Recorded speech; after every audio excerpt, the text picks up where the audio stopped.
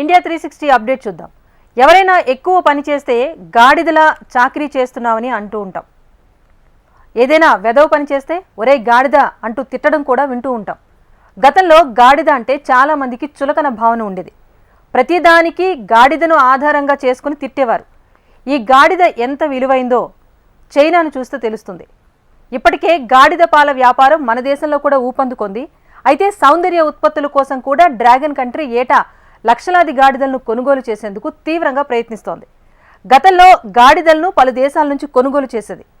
ఇప్పుడు ఆయా దేశాలు ఎగుమతులను నిలిపేశాయి. కానీ చైనా మాత్రం డాంకీల కోసం ఆఖరుకు తప్పుడు మార్గాన్ని ఎంచుకుంది. అంటే పలు దేశాల నుంచి గాడిదలను స్మగ్లింగ్ చేస్తోంది. అసలు చైనా ఎందుకు గాడిదల కోసం అంతగా ప్రయత్నాలు చేస్తోంది? గాడిదలతో చైనాకు వచ్చే ఆదాయం ఎంత? What the story? ఆఫ్రికాలో గాడిదల మాయం వెనుక సీక్రెట్ ఏంటి? రుణాల మాటున డ్రాగన్ చీకటి వ్యాపారమేమిటి? చైనీయుల అందానికి గాడిదలు బలవుతున్నాయా? చాలా మంది యువతులు అందంగా కనిపించాలని ఆరాటపడతారు. అందుకు ఎన్నో పద్ధతులను అవలంబిస్తారు. ఇప్పుడు సోషల్ మీడియా యుగం.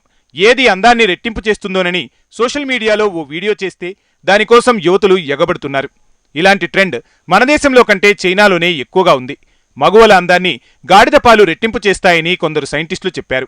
దీంతో పలువురు గాడిద పాల కోసం ఎగబడుతున్నారు. ఇప్పుడు గాడిదల ఫార్మింగ్ స్పెషల్ ట్రెండ్గా మారిపోయింది. కొందరు గాడిదల పెంపకం, వాటి పాలను విక్రయిస్తూ లక్షల రూపాయలను సంపాదించుకుంటున్నారు. కొందరు ఏకంగా సాఫ్ట్వేర్ ఉద్యోగాన్ని సైతం వదిలేసి గాడిదల పెంపకానికి శ్రీకారం చుట్టారు. అయితే ఈ గాడిద పాలు ఎంతవరకు మేలు చేస్తాయని వాడిన వారికే తెలుసు. అయితే జిత్తుల మారి డ్రాగన్ కంట్రీ మాత్రం ఓ అడుగు ముందుకేసింది. వివాదాస్పద వాణిజ్యానికి శ్రీకారం చుట్టింది. అక్రమంగా గాడిదలను బీజింగ్ పలు దేశాల నుంచి దిగుమతి చేసుకుంటోంది.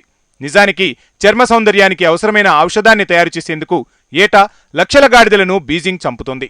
ఇటీవలి కాలంలో అక్రమంగా గాడిదలను చైనా పెద్ద ఎత్తున దిగుమతి చేసుకుంటుంది. నిజానికి చైనాకు గాడిదలను ఎగుమతి చేయడాన్ని గతేడాది ఆఫ్రికన్ యూనియన్ బ్యాన్ చేసింది. కానీ చైనా మాత్రం ఈ గాడిదల మారణ హోమాన్ని మాత్రం ఆపడం లేదు. చారిత్రకంగా గాడిదలకు ఎంతో ప్రాధాన్యం ఉంది. బరువులను మోయడంలో వాటికి ఎంతో ప్రత్యేకత ఉంది. బూడిద రంగులో మధ్యస్థ పరిమాణమున్న ఈ జంతువు దశాబ్దాలుగా గ్రామీణ కుటుంబాలకు వెన్నుముక్కగా నిలిచింది. గతంలో వస్తు రవాణాలో కీలక పాత్ర పోషించిన ఈ గాడిదల మనుగడకే ఇప్పుడు ముప్పు పొంచి ఉంది. వివాదాస్పద ప్రపంచ గాడిదల వ్యాపారంలో చైనా కేంద్రంగా ఉంది. చైనాలో ఇజియోవా అనే సాంప్రదాయ ఔషధానికి అధిక డిమాండ్ ఉంది. ఇజియోవా గాడిద చర్మంలో కనిపించే జెలటిన్ నుంచి తయారు చేస్తారు. ఇది యువత ఆరోగ్యాన్ని, అందాన్ని మెరుగుపరుస్తుందని చైనీయుల నమ్మకం. అంతేకాదు వృద్ధాప్యాన్ని కూడా ఇజియోవా అడ్డుకుంటుందని చైనీయులు నమ్ముతారు. సంతానోత్పత్తికి కూడా మంచిదని కొందరు భావిస్తారు. అయితే ఈ జెలటిన్ను తీయడానికి గాడిదను చంపి దాని చర్మాన్ని ఒలుస్తారు. ముందుగా దాన్ని ఉడకబెడతారు. అనంతరం దాన్ని పొడిగాను, మాత్రల రూపంలోనూ, ఆహారంలోనూ కలుపుతారు. ఈ ఇజియోవా తయారీకి చైనాకు ఏటా 50 లక్షల గాడిదలు అవసరం. ఇది ప్రపంచ గాడిదల జనాభాలో 10%. కానీ దేశీయంగా చైనా కేవలం 20 లక్షల గాడిదలను మాత్రమే ఉత్పత్తి చేస్తుంది. మిగిలిన 30 లక్షల గాడిదలను దిగుమతి చేసుకుంటుంది. ఒకవేళ గాడిదల దిగుమతికి అడ్డంకులు ఏర్పడితే ఇజియోవా ఔషధ ఉత్పత్తికి తీవ్ర అడ్డంకులు ఏర్పడతాయి. చైనాలో ఏటా $780 కోట్ల విలువైన ఇజియోవా ఉత్పత్తులను విక్రయిస్తారు. మన కరెన్సీలో చెప్పాలంటే 65,000 కోట్ల రూపాయలన్నమాట. ఇంత ఆదాయం వస్తుంటే చైనా ఇజియోవా ఉత్పత్తుల తయారీని ఎలా ఆపేయగలదు? అంటే చైనాకు గాడిదలు ఎంతో విలువైనవన్నమాట. అయితే గాడిదలను ఇబ్బడి ముబ్బడిగా పెంచడం అసాధ్యం. ఎందుకంటే ఏడాదిలో ఒకసారి మాత్రమే అవి గర్భాన్ని దాలుస్తాయి. వాటిని పెంచడంతో పాటు అవసరానికి సరిపడా ఉత్పత్తి చేయడం చైనాకు తలకు మించిన భారమే. అందుకే గాడిదల దిగుమతికి విదేశాలను ఆశ్రయిస్తోంది. తన అవసరాలకు సరిపడా గాడిదలను ఆఫ్రికా దేశాలపై కన్నేసింది. నిజానికి ఆఫ్రికా దేశాలకు అభివృద్ధి పేరిట భారీగా నిధులను డ్రాగన్ కంట్రీ కుమ్మరిస్తుంది. ఈ మాటున సహజ వనరులను, గాడిదలను కొట్టేస్తున్న విషయాన్ని ఆఫ్రికా దేశాలు ఇటీవలి కాలంలో గుర్తించాయి. గాడిదల సంతానం క్రమంగా పడిపోతుండడంపై ఆఫ్రికాలో ఆందోళన వ్యక్తమవుతుంది. ఈ నేపథ్యంలోనే 2 నెలల క్రితం గాడిదలను వధించడంపై ఆఫ్రికన్ యూనియన్ 15 ఏళ్ల నిషేధం విధించింది. అంతేకాకుండా వాటి చర్మాలను ఎగుమతి చేయడాన్ని కూడా నిషేధించింది. ఆఫ్రికన్ యూనియన్ నిషేధమైతే విధించింది, కానీ అమలు ఎప్పటి నుంచి అన్నది మాత్రం స్పష్టం చేయలేదు. ఇక ఆఫ్రికా తర్వాత చైనాకు మరో అతిపెద్ద గాడిదల మార్కెట్ బ్రెజిల్. బ్రెజిల్లో గాడిదల సంస్కృతికి ప్రాధాన్యాన్ని కలిగి ఉన్నాయి.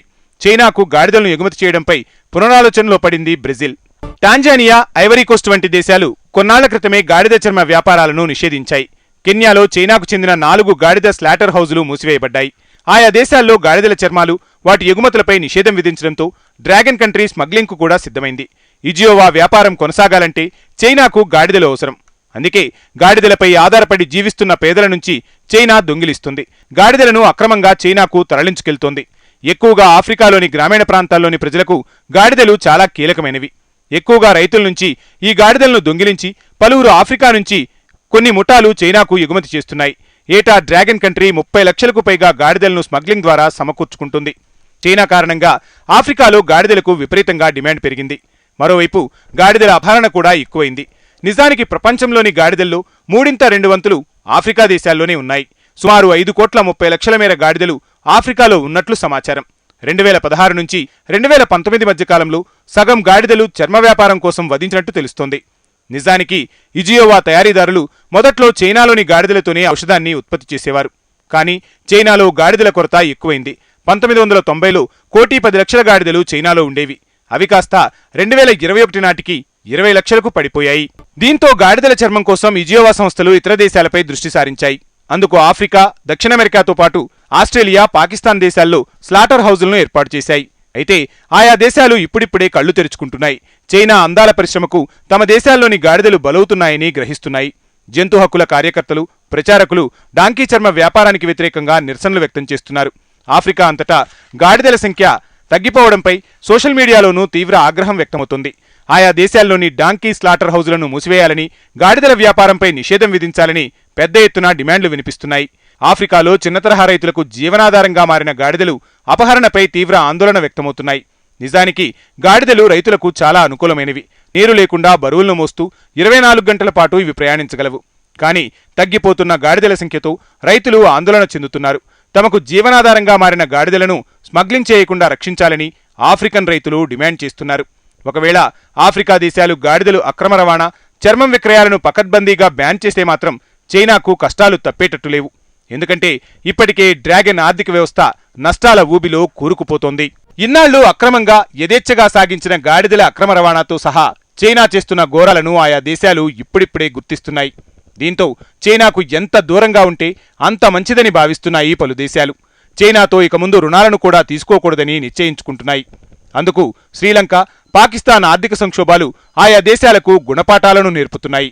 అప్పుల మాటున చైనా చేస్తున్న దోపిడీని అడ్డుకునేందుకు ప్రపంచ దేశాలు సిద్ధమవుతున్నాయి.